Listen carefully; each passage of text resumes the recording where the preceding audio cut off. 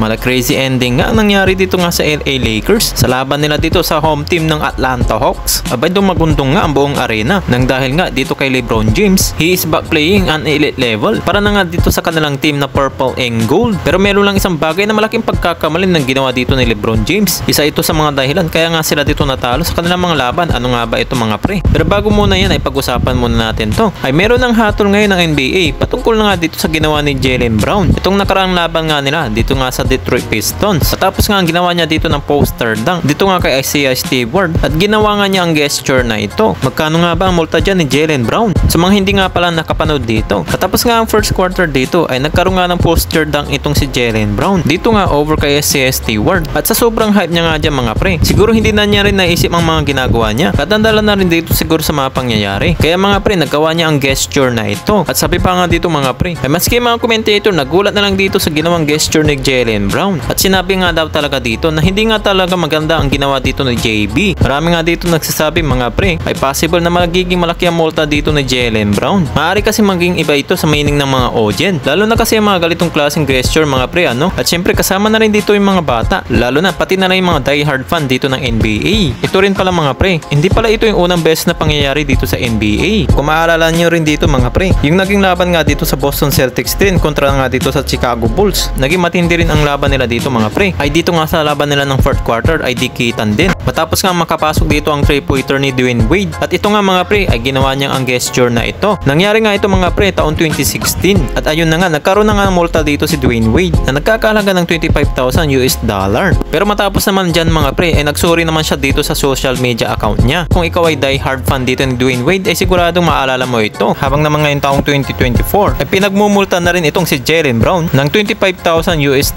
Mukhang ipinaris na nga lang dito sa nagawa ni Jaylen Brown ang naging multa dito kay Dwayne Wade taon 2016. Meron nata si standard sa NBA yung mga ganitong klaseng gestures. So ito na nga rin mga pre yung usapan sa Lakers kontra na nga laban dito sa Atlanta Hawks. So ayun na nga naging dikita ng laban nila dito. Sobrang solid naman ng 77 points. Sa points na pinagkumpay nila LeBron James at Anthony Davis. Triple-double ang ginawa dito ni King James ng 39 points, 11 assists at 10 rebounds. Habang naman dito si Anthony Davis nakagawa ng 38 points. Pero yun nga lang ay nasayang nga lang ito. Dito nga mga pre sa ginawa ni Trae Young ng kanyang dagger 3. So dito nga mga pre sa fourth quarter nga lamang pa dito ang Lakers sa 47 seconds. Kakatapos lang dito ang timeout ni Coach JJ Redick. Pero ito ata yung ginawang gameplay nila. Nahawak dito ni LBJ ang bola tapos tinirahan niya ng malayo. Kasama ang palad nga lang hindi nga lang ito pumasok. Maaari na nga sana hindi nga lang mag-overtime na nga dito at manalo na ang Lakers. Pagdating naman dito sa overtime, sa final second naman lamang ulit pa rin ng Lakers dito ng isa. Kaso nga lang napatahimik dito ang purple and gold ng tinirahan ng Trae Young. Pero ang naging problema nga dito. Ito naman si LeBron James ay tinirahan kaagad ng malayo. Ano kaya mga isa sa may iniisip niya dito? At naging usap-usapin na nga ito sa social media. Itong naging laban ng Lakers, laban na nga dito sa Atlanta Hawks.